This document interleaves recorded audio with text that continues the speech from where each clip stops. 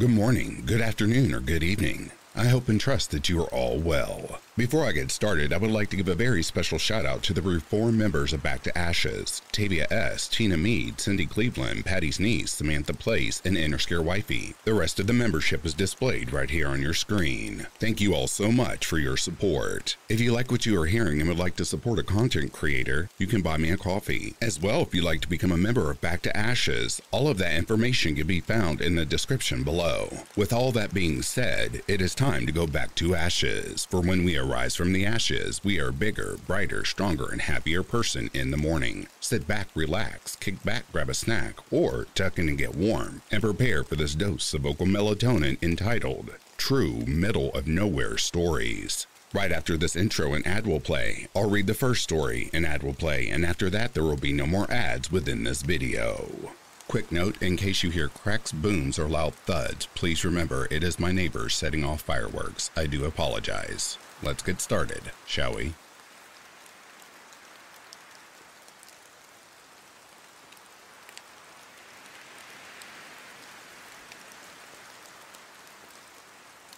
This may sound crazy to you, but I'm telling you it's the truth.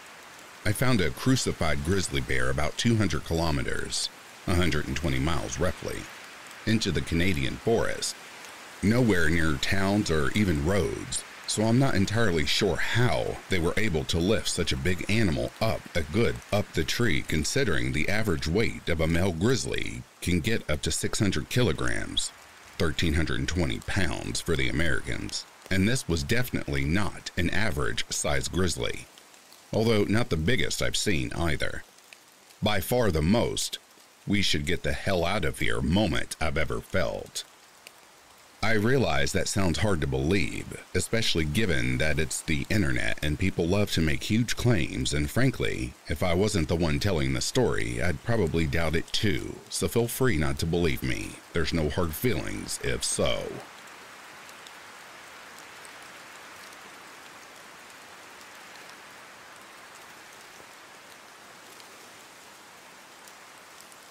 I lived on a large cattle station in New South West Australia until I was 16.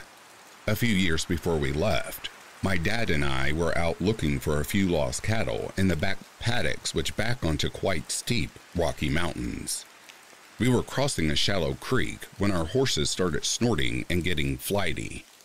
There was movement above us, up high in the trees. My horse started rearing, and just as Dad reached over to grab my reins to settle the horse down, something big and gray dropped from the trees right between us.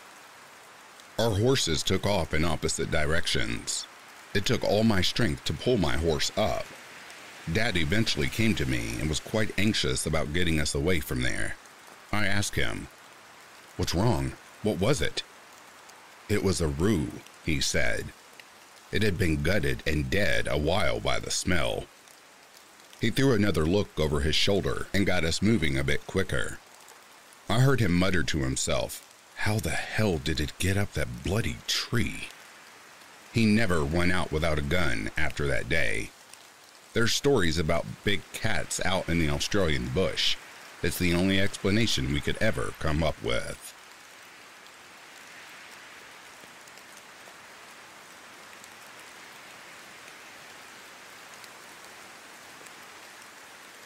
A friend and I are hiking several miles to camp in the wilderness.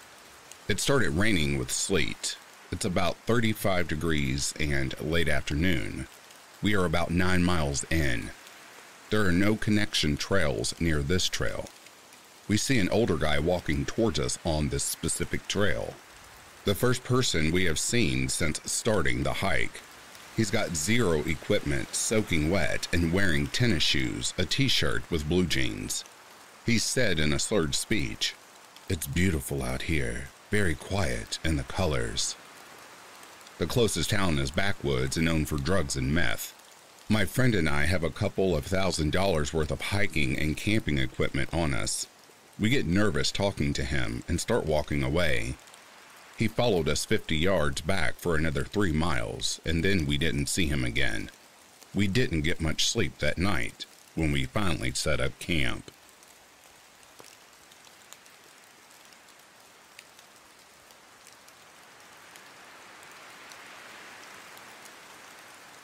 As a younger child, with uncaring parents, I'd explore outside a lot, living in a relatively rural area with no civilization for miles. Once, I had stumbled across an abandoned barn, which had burns all over it and a large hole in the roof, as if some large object had crashed straight through it. That's not even the weird part. There were pristine baby clothes without one wrinkle in them that were neatly folded around the entrance of the barn. I still, to this day, have no clue why those would be there, especially in an extremely unpopulated rural area. Could it be a homeless person? If so, why would they need baby clothes? To this day, I still find it definitely absurd.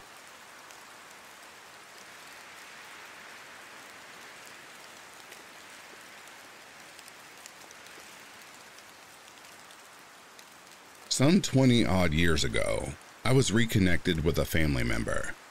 Said family lived way up in the hills of North Carolina and had given me direction to his house. I was driving my vehicle and my sister was in hers, following behind. We each had CB radios so we could communicate on the way. We're driving and I look. What I thought was the correct road, and the dirt road immediately climbed at a very steep incline. We slowly make our way up and around this road, and it comes out to a dead end. At the dead end was an old rundown house with a huge front porch. On the porch was a plethora of things such as an old ironing board leaning against the window, crates of soda pop bottles, a few feed bags, etc. An older gentleman was sitting in a rocker, and he had a long rifle sitting across his lap. To his left, who I assumed was his wife, and she had one of those old-timey wash tubs at her feet, and she was washing clothes. Then there were several barefoot and no-shirt kids running around. Well, they had stopped when we pulled up to the house. And there were, of course, several hound dogs laying around. Every one of them just stopped and was staring at us. I slowly rolled down my window and said, very politely, "Excuse me, sir, I think we took a wrong turn." He slowly was rocking in his chair, both hands on the rifle, and just said one drawn-out word. "Yep." I picked up the CB mic and told my sister, back up now, back up." And we backed all the way back down to the highway.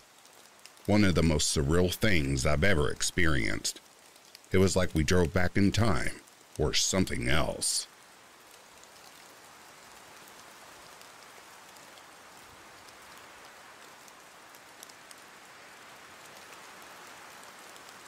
Not LE, but in paramedic and fire. Last summer night, responding to a call in a rural area. My partner and I were driving down a winding 2-lane highway in the middle of nowhere. No light of any kind other than the headlights and moon. We're coming up on a sharp right turn when I see a man traveling across the grass from an area of brush. He's moving very quickly and smoothly, as if hauling ass on a bicycle.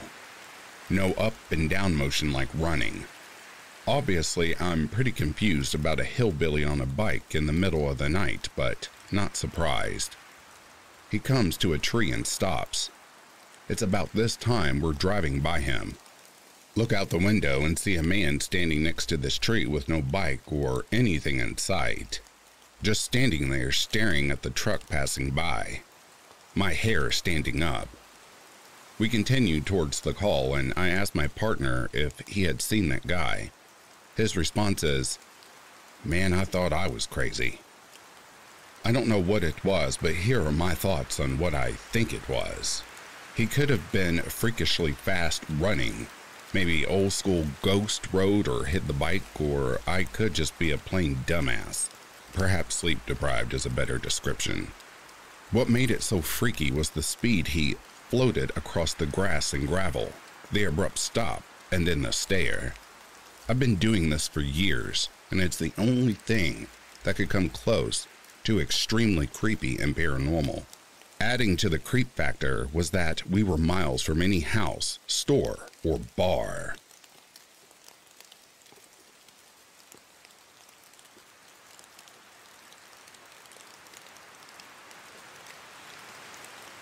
Not sure why, but I've been thinking about this happening all day from about this time in 2016, so I thought I would share it with you. In April of that year, I had done 9 days on the Appalachian Trail, and it was truly life-changing. So I had the camping bug very bad. The whole year, I was hammock camping any possible chance that I got. The farm I grew up on sits up on a hill overlooking a creek bottom area where tobacco and soybeans are grown. An absolute beautiful area, and that creek looks more like a small river at times. This is an area where arrowheads are found often. Just a mile away, an Indian burial ground was excavated when I was in 4th grade, where the high school sits now. I remember it very well, and I was a half a mile walking distance from my home. Our driveway at one time had been a county road, but it dead-ended on our property. But who knows when that happened. At one time, it was a well-traveled route, probably back when the county was settled, originally at the very least. After all, it was only a mile as the crow flies from the county seat. The old road cuts deep into the hills, and there is a little offshoot gravel road that diverges off of it that goes down to the creek bottom in front of our house. I was feeling nostalgic and decided I was going to camp in the creek bottom at the end of the old gravel road. This is something we had done often in that general area growing up, and it felt as familiar to me as the back of my hand. There was an old barn that stood there when I was a little kid, but it was long gone. I decided to make my camp on the opposite side of that road at the edge of the bottom, not even going as far in as we usually did. I made a little fire, set up my hammock, and chewed on a snack I had brought with me. For some reason, I wasn't feeling all that comfortable. I was trying to settle down into the idea, but I was really ill at ease. Keep in mind, this is a place that is basically in my parents' front yard, maybe a quarter of a mile from their front door. I grew up here and have played in this very spot since I was a small child. But I felt extremely uncomfortable. I did 9 days on the Appalachian Trail without any feelings like what I was experiencing at that moment.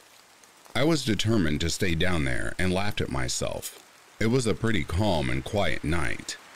Then, all of a sudden, a big gust of wind blew through camp, out of complete nowhere and calm. It made no sense.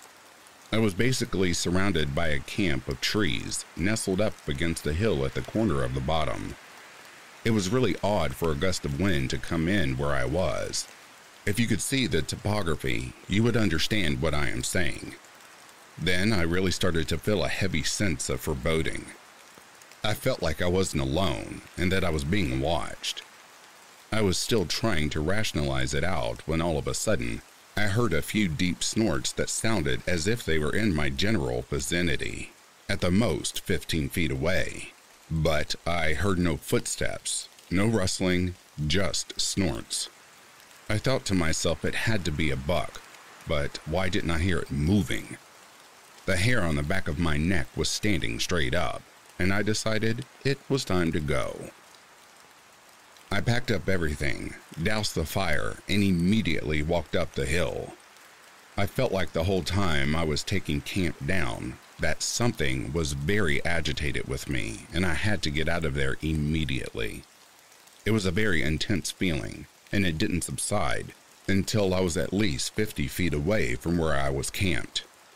It wasn't the only time I've had this kind of experience, but that's another story. I think I'm going to have to go back down there before long and figure out what in the world I heard that night.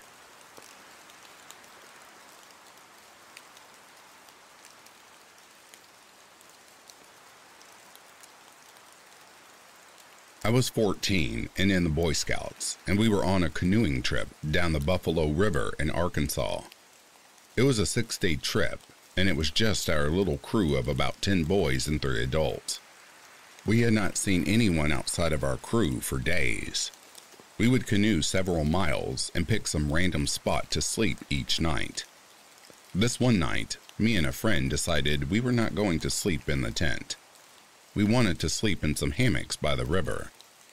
I woke up sometime in the middle of the night, being eaten alive by mosquitoes, and decided that this was a stupid idea, and began walking back to my tent that my tent buddy had set up and was sleeping in without me. The field we chose to camp on that night was quite large, so the tents were spread out very far apart. I am walking by one of the tents, and I see this shape huddled up next to it, and I assumed it was one of the boys' backpack, but it was oddly shaped and could have been a person. It was very dark and I couldn't see. For some reason, I decided to kick it while I was walking past it to make sure it was just a bag. When I kicked it, it grunted in pain. It surprised the shit out of me. You must understand that we were in the middle of nowhere, out in the wilderness, so my first thought was that Adam, the guy who was supposed to be sleeping in that tent, was outside of it for some reason. So I knelt down beside him and asked, "What are you doing out here?" The man replied, "I like you people." That's when my heart nearly exploded out of my chest. This was a complete stranger. This was not Adam. Fear seized me. I noticed he had a knife in a sheath on his belt loop. I was trying my best to stay calm. I will never understand why I thought I needed to get that knife away from him. I should have run screaming, but I didn't want to alarm him. I went to grab the knife and he grabbed my arm and said, "You need to go to bed." I said, "Okay," and got up and walked the remaining 100 or so feet to my tent. I woke up my tent mate damn near hysterical, just knowing he was gonna come at any second and kill us. I woke him up and told him the story, and he being much braver than me, he went out there and walked around, and when he came back, he said he didn't see anyone, and he thought I was making the whole thing up. The next morning, he woke me up and told me the adults wanted to talk to me. I walk out of the tent and I can see people's shit just strewn everywhere. Apparently the guy, whoever he was going outside each tent and going through the backpacks, looking for stuff to steal. That's what I'm guessing. One of the adults had an expensive camera missing. The adults went and searched for signs that someone else was on this part of the river, but never found anyone or anything. To date, that is the scariest moment of my life, and though I am 36 years old and my wife mocks me, I still sleep with a nightlight on.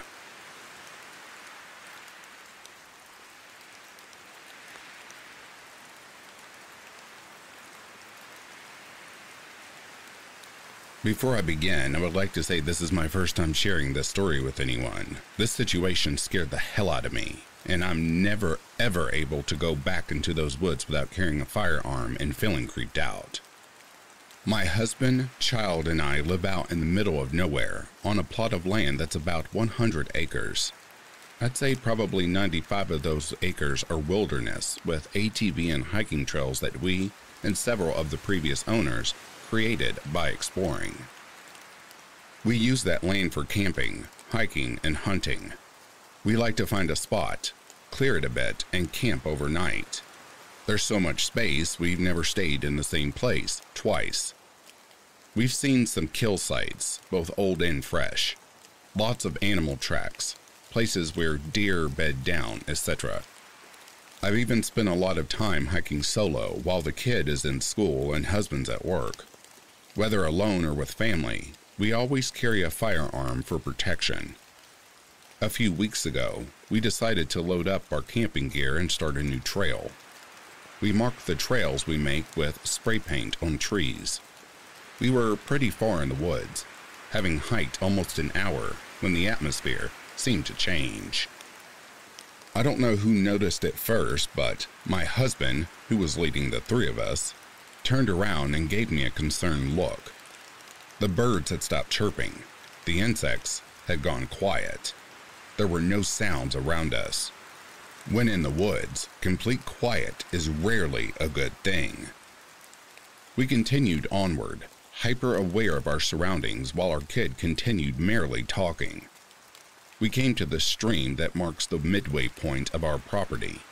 We stopped for a few minutes, my husband and I in a stare down with each other. We both felt something was off, but didn't want to scare our daughter. I finally broke the silence and said I suddenly didn't feel good and that we should go home, now.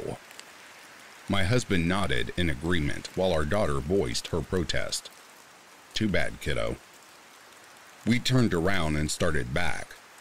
After going a few hundred yards, still in silent wilderness, I looked to my right and saw a person crouched down in a ghillie suit about 150 feet off our trail.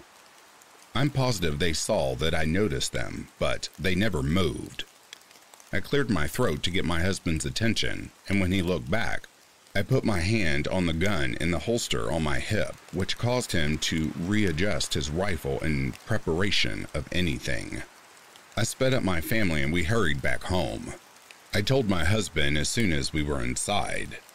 We decided to call the police and report the trespasser, filed a report and was told to call again if we saw anyone.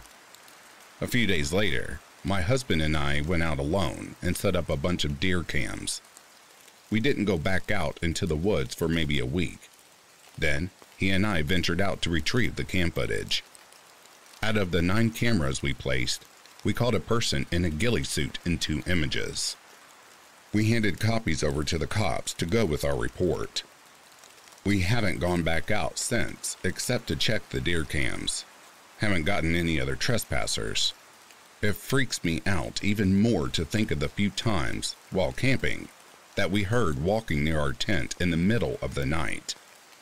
We also assumed it was a curious animal, but now I'm not so sure.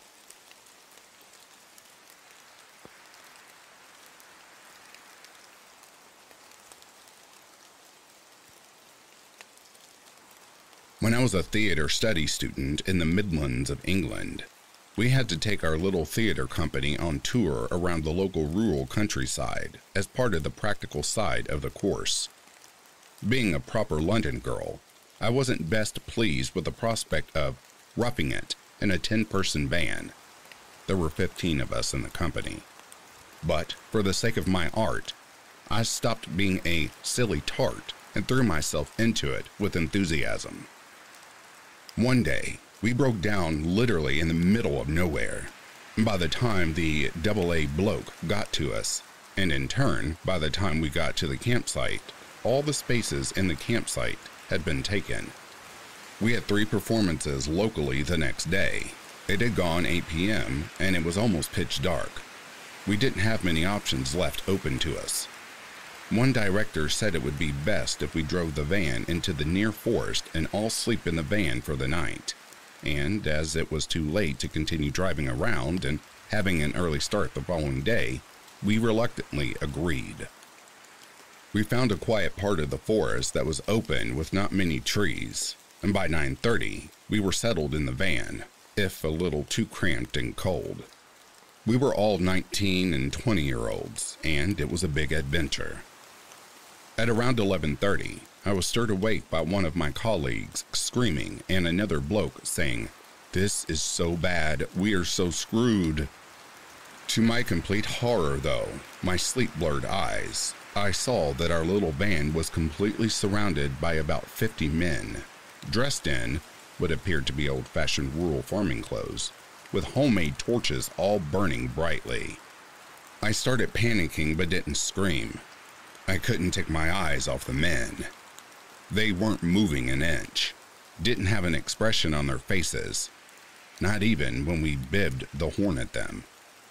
2 of the blokes even got out of the van and shouted at the men, to the total horror of everyone else. Still, nothing. Needless to say, we were all terrified.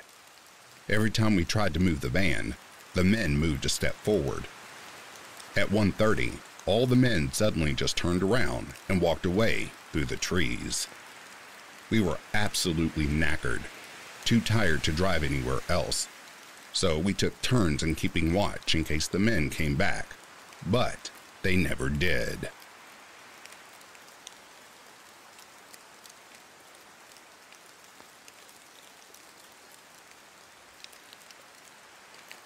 This was something I really had a hard time coming to grips with that happened to me when I was 13 years old.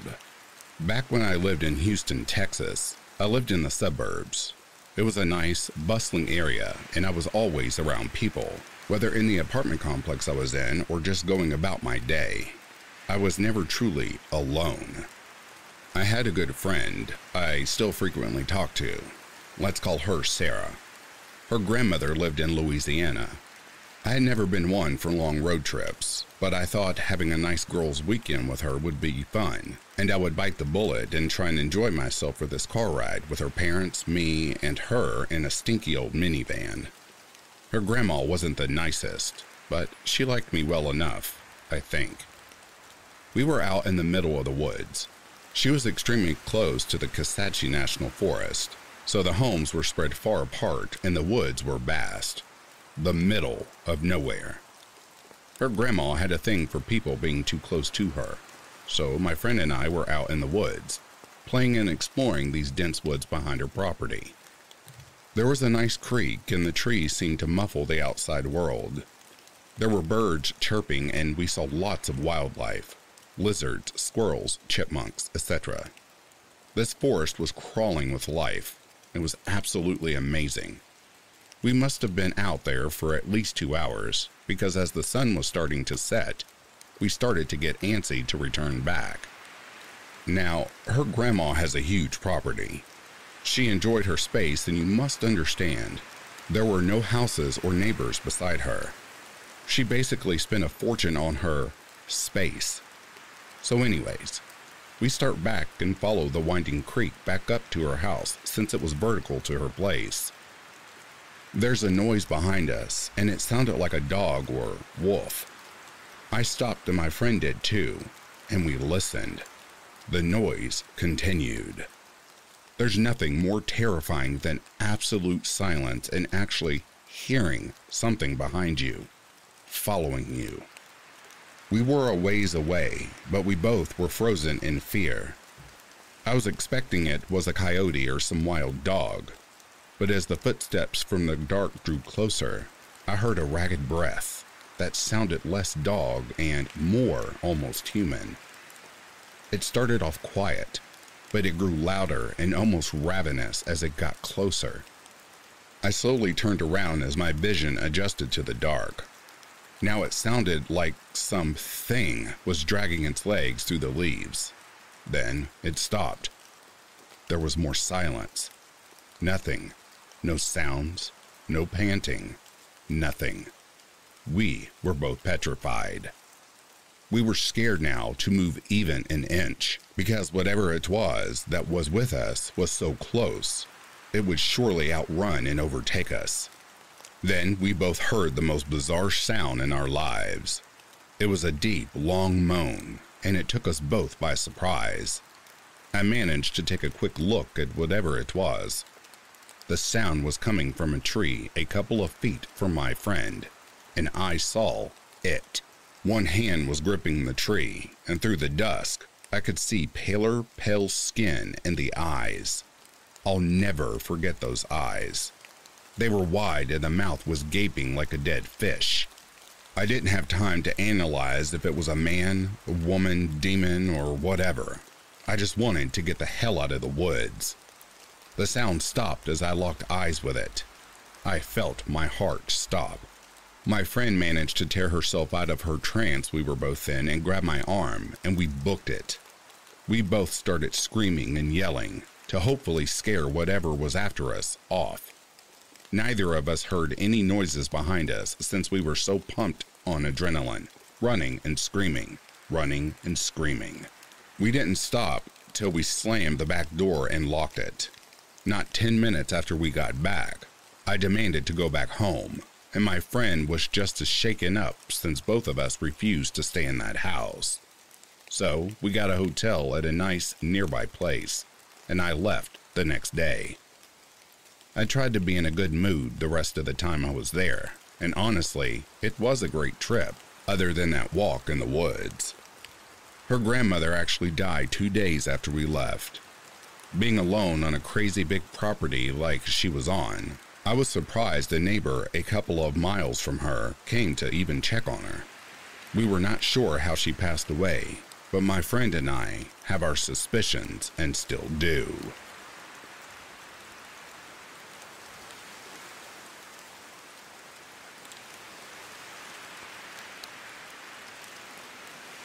When I was working as a backpacking guide in western North Carolina, my schedule dictated a full 8-day shift with 6 days off.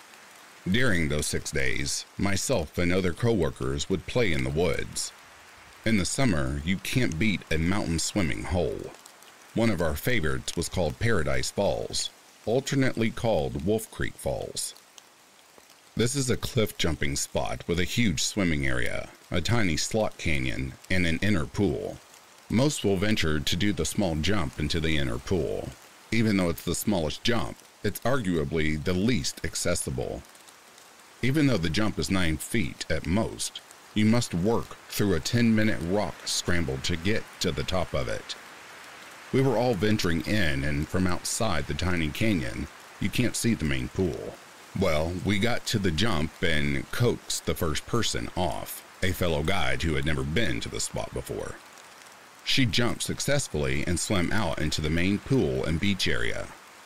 And then she screamed. Because she was now out of sight, myself and another guide jumped in together and swam the short distance to her, with the others in tow. Of course, we figured she was injured somehow. She was treading water and just staring wide-eyed at the river bank. When I looked to the shore, there stood a man. He was massively large, easily 6'6" and a little change. He wore beat-up overalls and no shirt. There didn't appear to be a hair on him. Perhaps the most disturbing was that he had folds of skin all over his body. Imagine the Michelin Man, but made of flesh. His face, his arms, chest, everything had a uniform layer of shingled fat rolls, and he was brandishing a shotgun. The area around Wolf Creek is just holler after holler, and there are a few residences, and those few have been there for generations, propagated by the same families. These people don't like outsiders, and so they keep relations within the family. I could only surmise that this individual was the product of inbreeding over decades. He just stood there and watched as we scrambled to grab anything important and stuff it in a bag. He just stood and watched as we hightailed it out of that basin and back toward the parking area. He never said a word.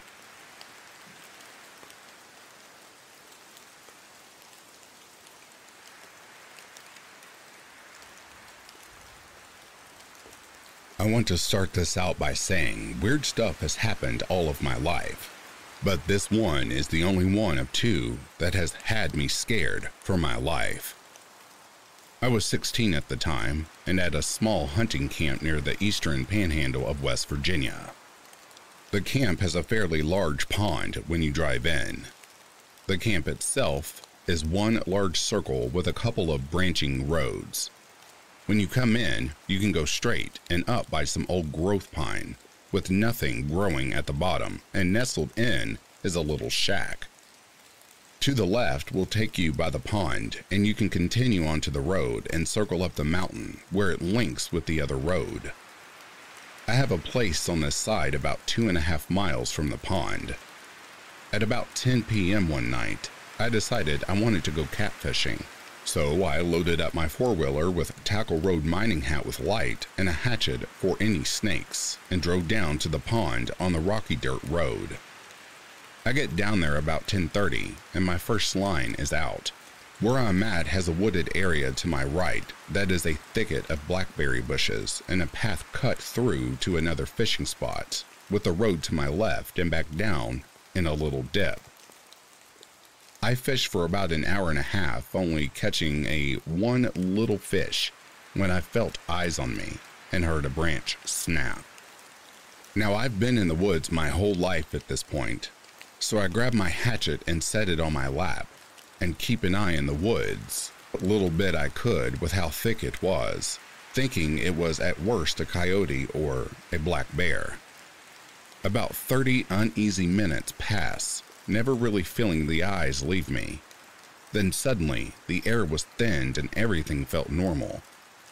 About 10 more minutes pass, and I hear a loud skittering of lefts and a thud come from the direction of the old pine growth.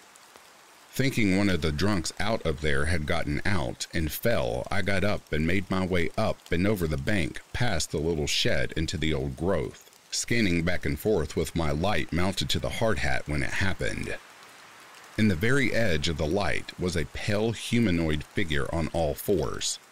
Its eyes darted to mine and we locked eyes, it being in the edge of the light and I didn't get a good look at them, but I froze, complete terror running through me, knowing that if I turned my back to it, run, it might react like a cougar and pounce. I readied the hatchet to defend myself and took a step back. It took one equal in distance to mine towards me. This continued down the bank, it stopping at the top to gaze down at me. Without taking my eyes off of it or turning my back to it, I turned on the four-wheeler and angled the lights to it. After I do that, I pack my stuff, not turning my back, and hop on. I floor the four-wheeler at it, making it back up and tore down the road to the left, hitting 30 to 40 down the road. I normally take 15. I look over my shoulder to see this freaking thing running, on all fours, beside me. This went on for half a mile until it stopped, crawling into the middle of the road, and watched me ride off. I get to camp, get in as fast as I possibly can, load my .243 hunting rifle, and sit in the corner of my room, not daring to sleep that night. The moral of the story here is, don't turn your back and run from unknown monsters, unless they come at you first, and don't go catfishing alone.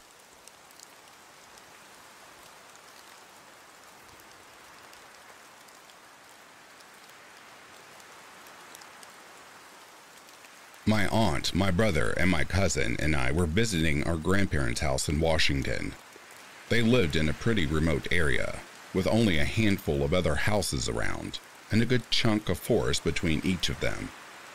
Keep in mind it's also kind of an island, so they don't get many funky creatures there. My aunt and I went out while it was dark outside, just walking the path in the forest, and trying to figure out what was making a loud noise. Not a weird one, just a normal forest sound. I said frogs and she said crickets. I turned out to be right. When we reached the clearing, I started immediately getting a bad feeling. I figured, it's dark. I'm typically terrified of the dark. And I'm tired, but nothing is really going to happen. The path was a bit overgrown around there, so we decided to turn back. Right before we did, though, I caught a glimpse of what could have been a really big owl up in one of the trees, just staring right at us. Now, I am an Arizona girl, so I don't know what creatures are normal in the forest, but this thing just didn't feel right to me. It just gave me a weird vibe. But my aunt kept walking, and I caught up. Keep in mind the path was pretty short, and it only takes about 10-ish minutes to get to the clearing, and 10 minutes to walk back. But when we got closer to the house, we heard my grandmother yelling for us.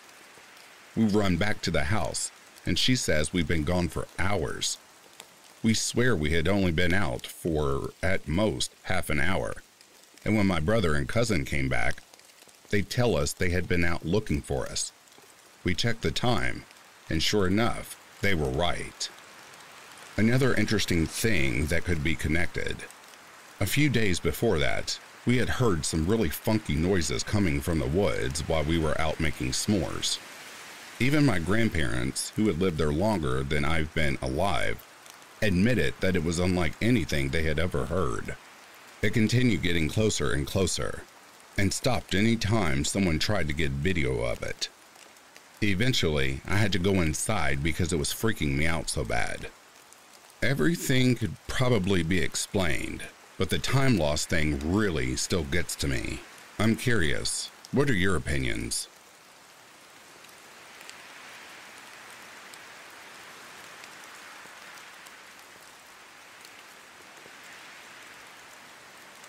I was driving a shortcut from 29 Palms, California to Albuquerque, New Mexico. 29 Palms is located in the desolate high desert east of LA. The shortcut was completely a two-lane road through total nothingness, except for passing through Amboy, California.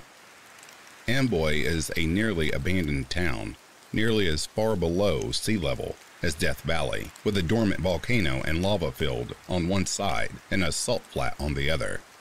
It was also, at the time, a hotspot for satanic group activity.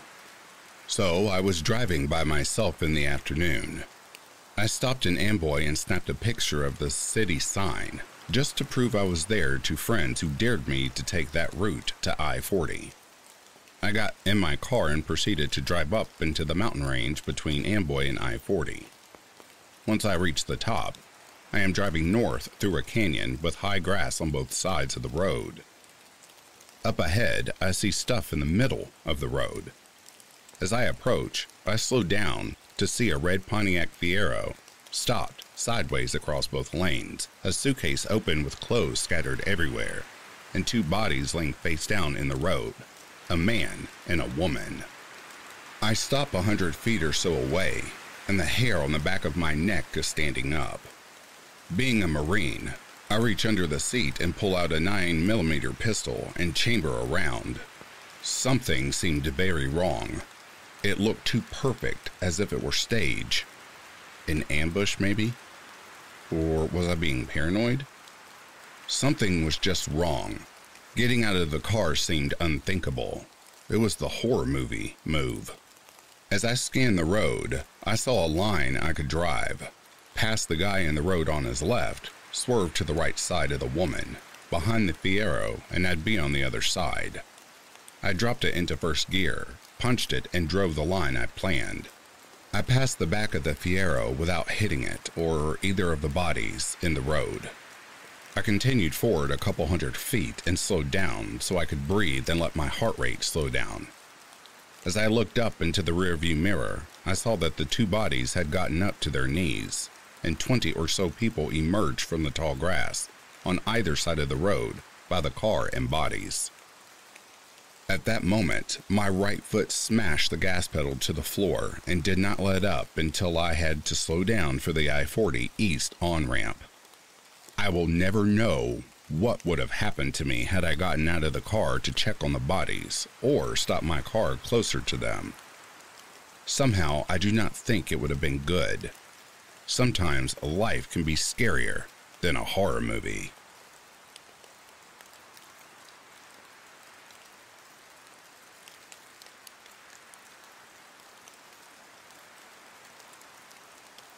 My significant other grew up in a house built in the 1800s, set sort of in the middle of a forest. The closest neighbor was miles and miles away. It was literally in the middle of nowhere. All his life, he had a hinky feeling about the coal cellar, a tiny little room off of the furnace room. When it came time to sell, our contractor and friend asked if we wanted the slats pulled up in that room and a new cement floor poured. We said sure, and they pulled up the slats, only to find a much newer concrete slab had been poured underneath. Some things are better left undisturbed, I guess. Everyone who spent time in that house saw or heard things. It was mostly completely benign, like every time I passed by his parents' room, I saw out of the corner of my eye 2 or 3 people in older dress standing in the room. Then I heard another friend who had house set for us say the same thing. I even took down the drapes and rearranged the room, thinking it was a trick of the light and shadow. Nothing helped. Same friend staying alone there said he was awakened by people shouting at him. I'm glad that never happened to me.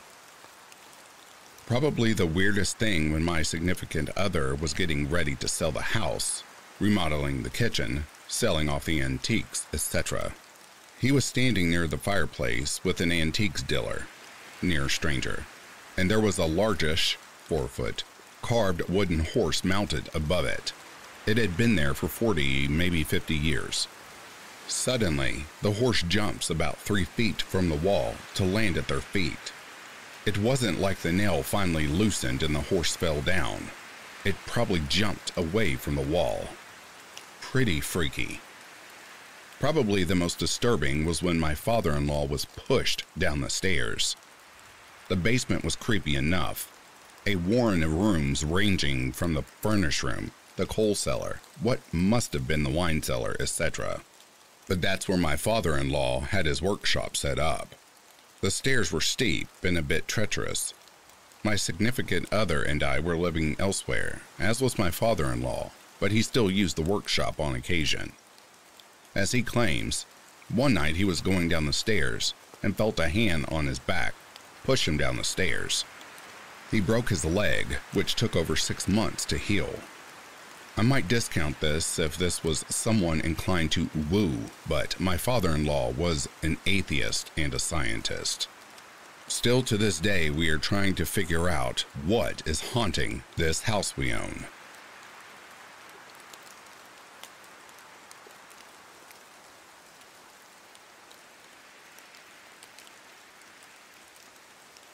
Well, where should I start? Let's set the background first. I grew up in a very rural area.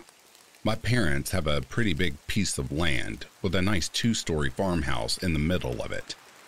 To the south of the house is a peach orchard.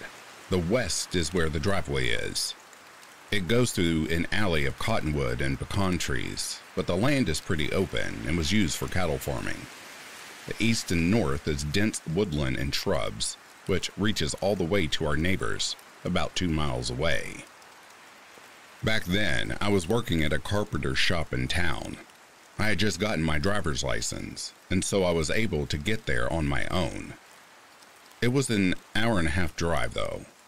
We started fairly late in the day, at about 10 a.m.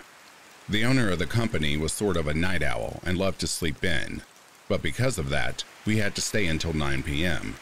That was no problem in the summer, but turned out to be a bit of an annoyance in the winter, as it got dark pretty early, and I hate driving in the dark, because the lights on my car weren't the best anymore. I drove a 1987 Chevy pickup, which had obviously seen better days. I hadn't had much money back then, so this was all I could afford. So one day in late December, about 10 or 11 years ago, I left work much later than usual. I had made a pretty stupid mistake on a nightstand I was building for a customer and needed to fix it, as the customer was going to pick it up the next day. There are 2 routes I can take to get home. One is on a highway. The other one is through backcountry and dirt roads, surrounded by thick brush and trees. I usually took the highway, as it was much faster and safer, especially in the dark. But this day, there had been an accident and the highway was blocked by emergency services, so I took the long way home. As soon as I left the main road and made my way up the dirt trails, I got this feeling, you know, the one, as if something bad is about to happen, almost like impending doom. The longer I drove on the road, the stronger the feeling got, until it felt like all of my body and soul was aching, desperately to turn around, drive back all the way to the roadblock and wait until it got opened again.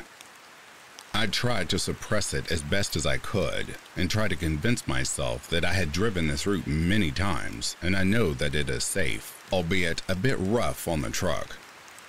When I was driving through an especially rugged piece of brush about 10 miles away from my parents' farm, all of a sudden my left front tire popped. I did my best to keep the truck on the road and made it to a safe stop. I kept a spare tire in the toolbox and had changed tires quite a lot on my own, so I know it would be just a minor inconvenience and I could be rolling again in a matter of minutes. That's where I was wrong. I climbed up the truck's bed only to find that my toolbox had been broken into and all of my tools and my spare tire had been stolen. So there I was, still miles away from the nearest settlement, in bear and wolf country, in the middle of the night with no cell phone and no way to repair my truck. I always kept a sort of survival kit in my toolbox, with a blanket, a small axe, a fire starter kit, and some MREs, but it had gotten stolen too. Thank God I still had my trusty puukko knife my sister gave me when she moved to Finland. So I made the second, but bigger, mistake on this day. I decided to walk home.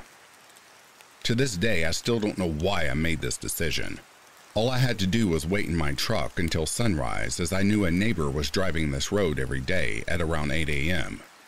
He could have taken me to town and called my parents to get the truck, but some stupid fart in my brain said, "Nah, to hell with it, I'm walking home." So on I went. I locked the car, took my rucksack with my belongings with me, and started walking. I couldn't have walked far when I got this eerie feeling like something, or somebody, was watching me. I turned around, but nothing was there. I picked up my pace to make it out of there. All of a sudden, I heard some rustling in the brushes to my left. I called out if there is somebody there, but of course I got no answer. The feeling of being watched got stronger and stronger, and the rustling got more frequent, when suddenly the brush stopped and I came to a small clearing. That's when he spoke to me for the first time. "Hey there, boy." He had a pretty weird pronunciation. The first part was softly spoken, almost gently, and the boy was like an explosion to my ears. He made a tiny pause in between, then spewing out "boy." He was big, I guess around 6 foot 6 inches.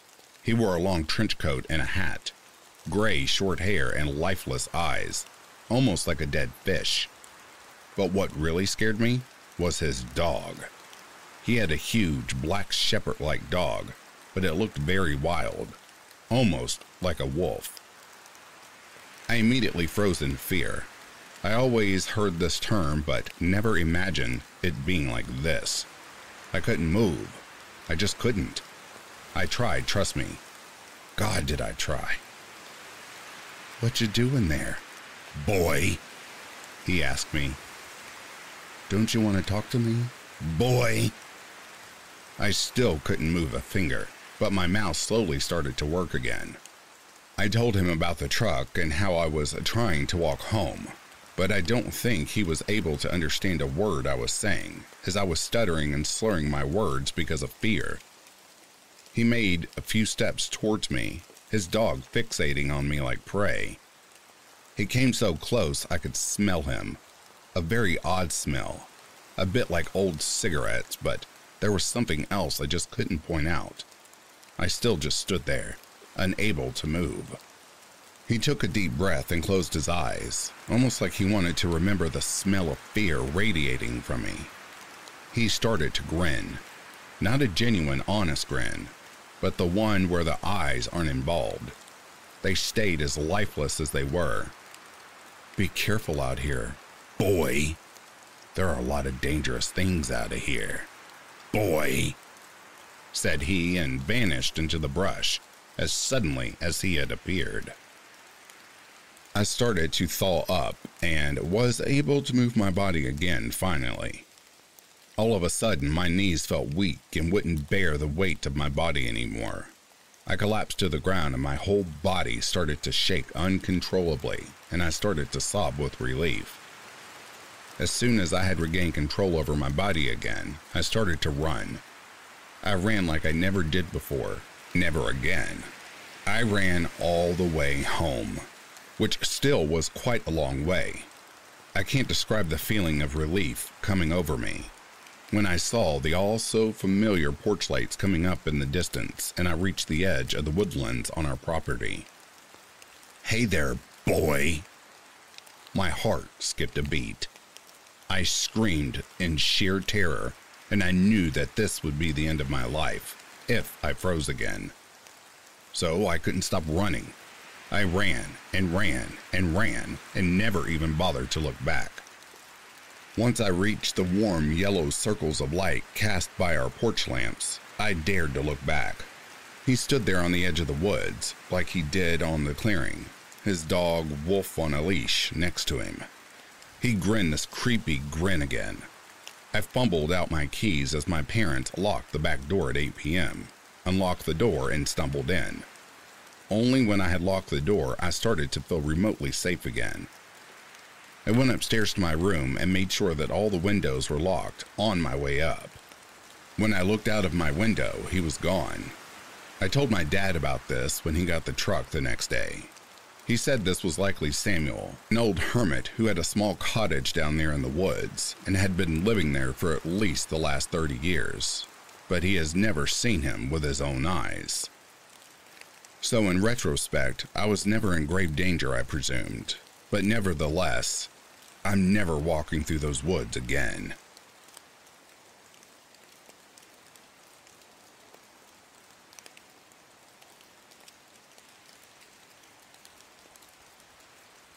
A few years ago, my boyfriend worked in a warehouse that was out in the middle of nowhere, in between railroad tracks and the river. On one side of the warehouse, he had gotten done at work at around 8 p.m., right as the sun was setting. He was sitting outside waiting for his ride and talking to me on the phone. The conversation was normal, until I heard his tone change. My boyfriend isn't one to show his emotions at all, but I could instantly tell something was wrong. I asked what was going on, and he explained that he thought he heard a baby crying from inside the woods. Now, I probably would have second-guessed and thought he was joking around because that's his personality, but the way he was talking, I could tell he was serious. The cries went on for a while, and he said that they eventually turned into wails, and it didn't sound like it was too far away.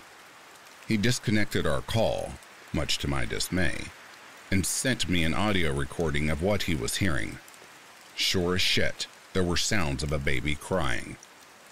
He told me he was tempted to go into the woods and try to find the source of the sound, and I begged him not to. Something about it didn't feel right. Thankfully, his ride came to get him before he could step into the forest.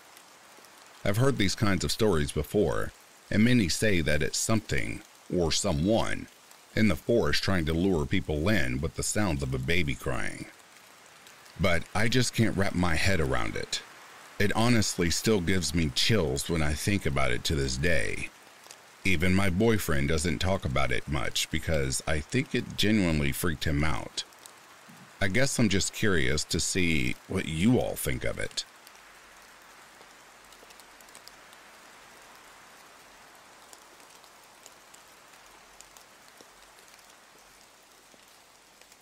Last summer, my boyfriend and I were camping, somewhat remotely in the White Mountains of New Hampshire.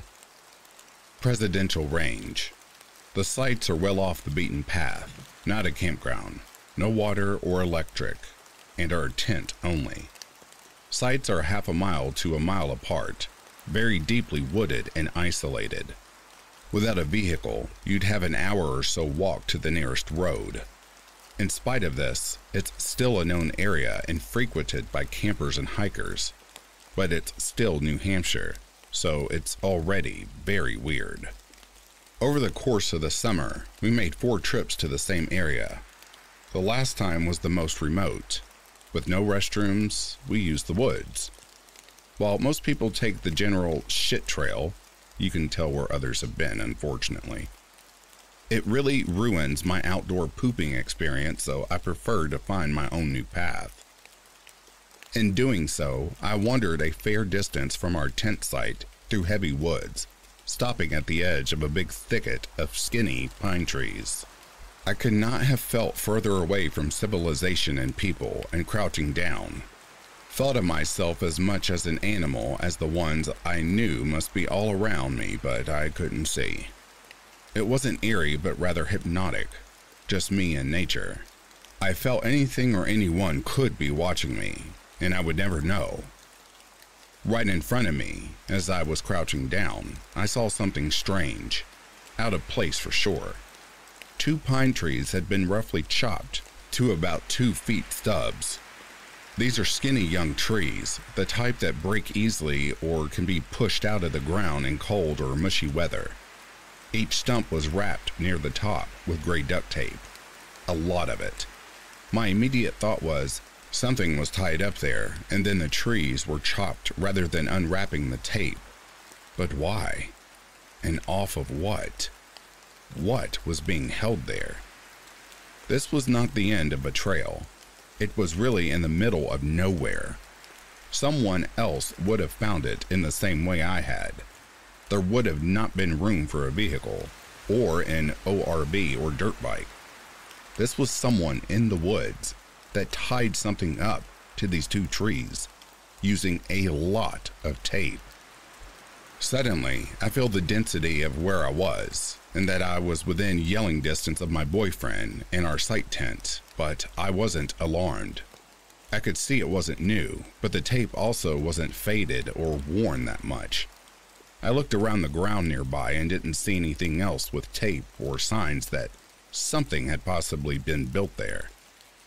It simply looked like something was tied between two trees with duct tape. And for some reason, the trees cut at the top above the wrapping, leaving two stumps somewhat resembling torches in the ground. Not burned, but that's the best way I can describe the appearance of this. The taped stumps were only about 3 feet apart, not very wide. Important to note, this would not be from hanging food or meat, or a kill from hunting a deer or something, high up between trees. If a person had been tied up there, it would seem they would have been in a sitting position. The tape was low to the ground, not high. I took my boyfriend back with me later to show him, and we both agreed we wouldn't come up with any explanation other than someone tied up between these trees. But what and why?